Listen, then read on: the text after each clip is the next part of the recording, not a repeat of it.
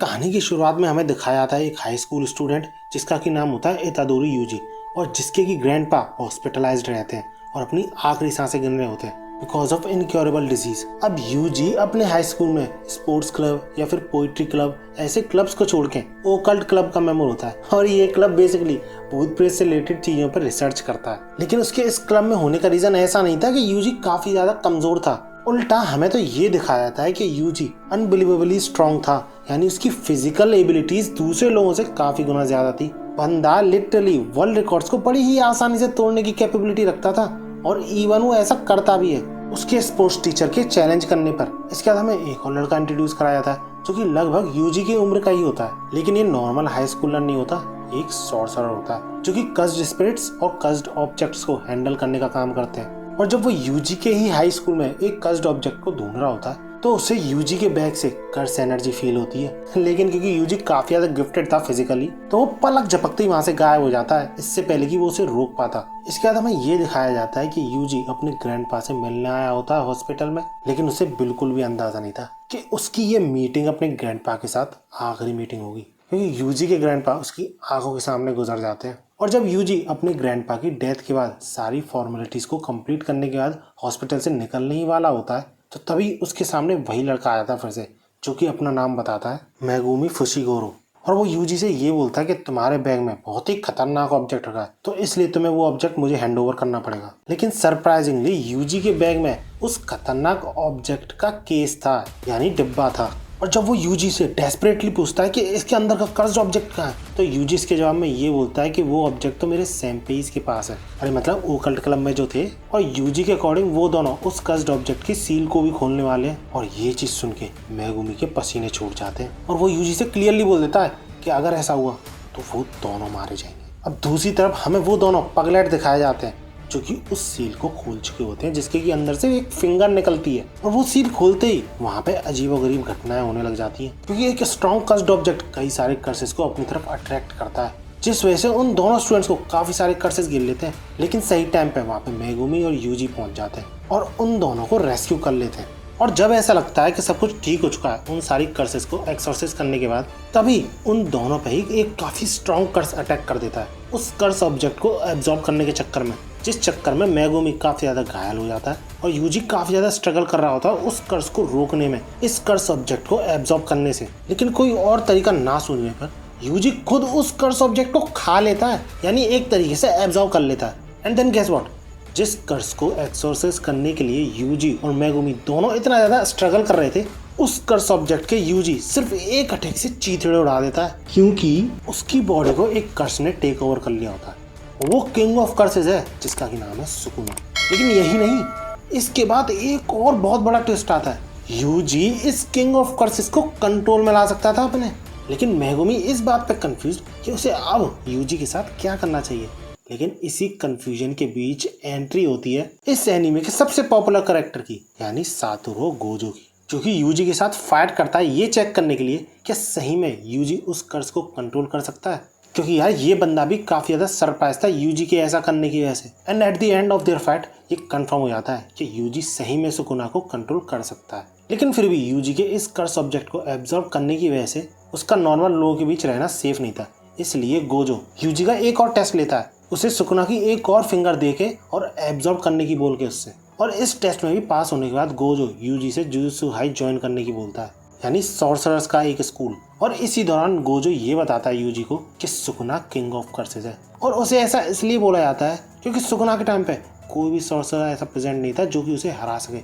Even काफी सारे sorcerers मिलके भी उसको हराने में नाकामयाब रहे थे, क्योंकि सुकुना कोई नॉर्मल कर्स नहीं था। इस बंदे के 4 हाथ थे और उन 4 हाथों को मिला के 20 उंगलियां बनती है, जिनको कि आज भी कोई भी सॉर्सरर डिस्ट्रॉय नहीं कर सकता। इवन गोजो जो कि अपने आप को स्ट्रॉन्गेस्ट बताता है वो भी ऐसा नहीं कर सकता। और इसी यूजी, मेगुमी और गोजो के ग्रुप को एक लड़की ज्वाइन करती है जिसका की नाम था नोबारा कोगिसाकी। और इसके ज्वाइन करने के तुरंत ही बाद हमें ये पता चल जाता है कि ये लड़की इतनी भी कमजोर नहीं है, कहीं तुम इसे ट्रैश समझो। और इस तरह जुजुत्सु आई को ये 3 फर्स्ट ईयर्स ज्वाइन करते हैं एक साथ। और इसके बाद हमें ये दिखाया था कि ये ट्रायो अपने पहले मिशन पे चल देते हैं, जिसके स्टार्टिंग में तो वो यही सोचते हैं कि छोटा मोटा कर्स होगा उसको एक्सरसाइज करना पड़ेगा, जो हॉस्टेजेस होंगे उनको लाना पड़ेगा बाहर निकाल के। लेकिन जैसे ही वो उस कर्स स्पिरिट के एरिया में एंटर करते हैं, मेगुमी ये भांप लेता है ये नॉर्मल कर्स नहीं है, ये एक स्पेशल ग्रेड कर्स है जो कि किसी भी नॉर्मल सॉर्सरर के लिए काफी ज्यादा खतरनाक होता है, क्योंकि एक स्पेशल ग्रेड कर्स को एक स्पेशल ग्रेड सॉर्सरर ही हरा सकता है, जैसे कि सातोरू गोजो। जिस वजह से मेगुमी तुरंत ही वहां से भागने की बोलता है यूजी और नोबारा से, लेकिन तब तक काफी देर हो चुकी होती है, क्योंकि नोबारा को वो कर्स स्पिरिट अलग कर चुका था उन दोनों से। जिसके बाद यूजी उस कर्स स्पिरिट की पावर एक्सपीरियंस करने के बाद ये सजेस्ट करता है मेगुमी को कि वो जल्दी से नोबारा को लेके उस एरिया से बाहर निकल जाए, यानी उस बिल्डिंग से बाहर निकल जाए, जिसके बाद वो सुकुना को अपनी बॉडी पर कंट्रोल दे देगा and as a result Sukuna आराम से उस कर्स स्पिरिट को हरा देगा। लेकिन भैया सुकुना किंग ऑफ कर्सेस था, वो उस कर्स को ये सजेस्ट करता है कि चलो हम दोनों मिलके बाहर खड़े मेगुमी को मारते हैं, लेकिन भैया हर कर्स में थोड़ी इतना दिमाग होता है, सो ऑब्वियसली वो सुकुना की बात नहीं मानता and as a result Sukuna उस कर्स स्पिरिट को तड़पा तड़पा के मार देता है। और हमें ये रिवील होता है कि ये स्पेशल ग्रेड कर्स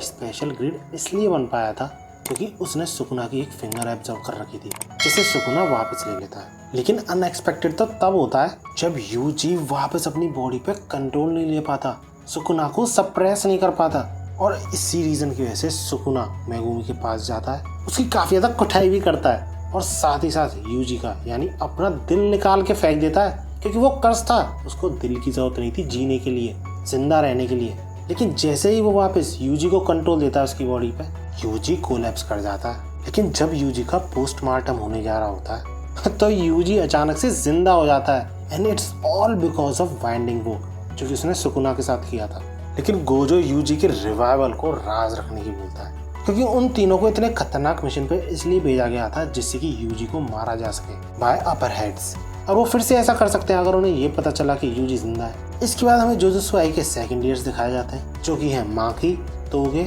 और पेंडा, और वो उन दोनों को ये एक्सप्लेन करते हैं कि क्योतो हाई जो कि जुजुत्सु हाई का ही पार्ट था, उसके साथ हर साल एक्सचेंज इवेंट होता है जिसमें दोनों स्कूल्स के स्टूडेंट्स एक दूसरे के साथ कम्पीट करते हैं, जिस वजह से वो उन दोनों को ट्रेन करने की बोलते हैं उस कॉम्पिटिशन के लिए। इसके बाद हमें बैड गाइज का यानी विलेंस का ग्रुप दिखाया था, जिसमें कि काफी सारे कर्सेस थे और एक आदमी था जो ये डिस्कस कर रहे होते हैं कि गोजो के होते हुए कैसे सुकुना को रिवाइव करा जाए, और वहीं दूसरी तरफ यूजी जिसका कि जिंदा रहना एक सीक्रेट था, उसको थोड़ा बहुत गोजो ट्रेन करता है सो डैड पहले की तरह ना हो उसके साथ। इसके बाद गोजो जब एक रात कहीं पर जा रहा होता है तो उसका सामना होता है स्पेशल ग्रेड कर्स से, जिसका कि नाम था जोगो, और जिसे हमने देखा था उसी ग्रुप ऑफ विलेंस में। अब नो डाउट ये कर्स काफी ज्यादा स्ट्रॉन्ग था, लेकिन गोजो के सामने कुछ भी नहीं था। लिटरली गोजो यूजी को उन दोनों के फाइट के बीच में ले आता है, जिससे कि यूजी उन दोनों की फाइट से कुछ सीख सके कर्स एनर्जी को यूज करना। और इन्हीं की फाइट के दौरान हमें पहली बार डोमेन एक्सपेंशन के बारे में पता चलता है, जिसे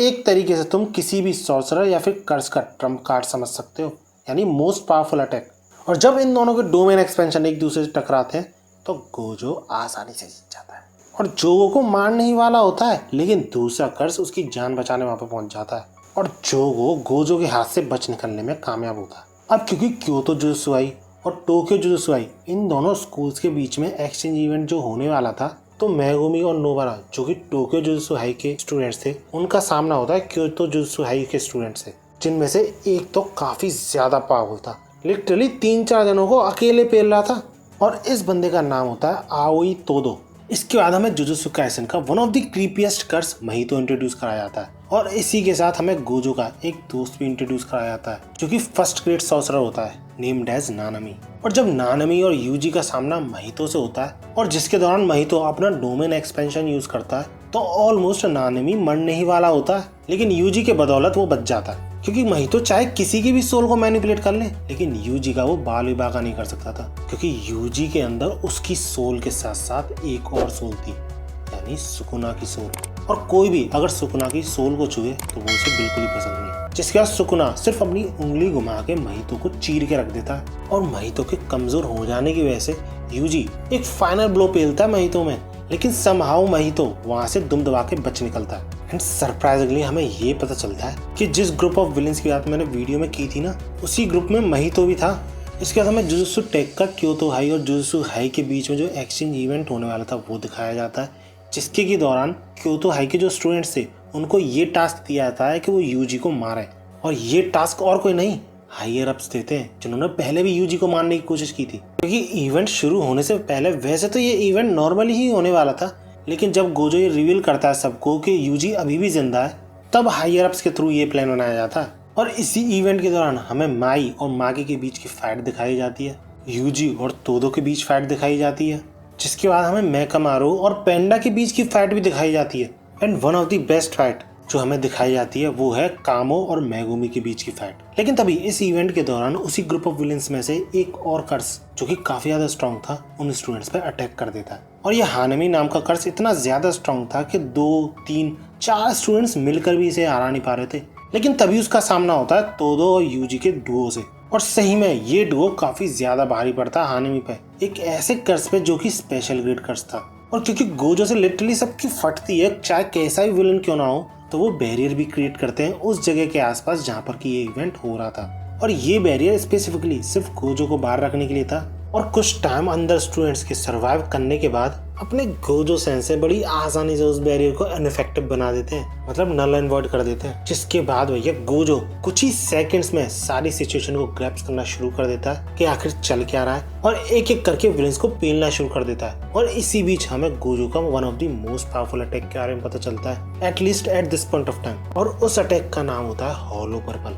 जिसके थ्रू हानमी को ऑलमोस्ट एक्सॉर्सिस्ट कर ही चुका होता है, मार ही चुका होता है, लेकिन समाओ बच निकलने में कामयाब होता है। लेकिन गेस व्हाट, उस ग्रुप ऑफ विलन का जो मास्टरमाइंड था वो काफी ज्यादा चालाक था, क्योंकि उसका मोटो ये नहीं था कि वो स्टूडेंट्स को मारना चाहता है, उसका मोटो तो ये था कि गोजो को उस बैरियर को तोड़ने में लगा दो और जो स्कूल है उसमें से सुकुना की जो 2 फिंगर्स है उनको चुरा लो, क्योंकि गोजो के होते हुए स्कूल से वो फिंगर चुराना इम्पॉसिबल था। अब इसके बाद फिर से अपना मेन ट्रायो एक और मिशन पे जाता है, जहाँ पर कि उन्हें एक मिस्ट्री को सॉल्व करना पड़ता है, जिसका कि ना था कुछ ना कुछ कर्सेस से रिलेटेड था, क्योंकि काफी लोग एक स्पेसिफिक एरिया से गायब हो रहे थे बिकॉज ऑफ कर्स। और इसी मिशन के दौरान उन तीनों का सामना होता है 3 स्पेशल ग्रेड कर्सेस से, और वो तीनों ही उन तीनों कर्सेस को एक्सॉर्सिस्ट करने में कामयाब रहते हैं। यानी समझ रहे हो, सीजन की स्टार्टिंग में ये तीनों मिलके एक स्पेशल ग्रेड कर्स को नहीं संभाल पा रहे थे, और सीजन के एंड होते होते तीनों एक एक स्पेशल ग्रेड कर्स को संभाल रहे हैं। और इन तीनों कर्सेस में से एक कर्स वही था जो कि सुकुना की फिंगर को एब्जॉर्ब करने के बाद अपीयर होता है,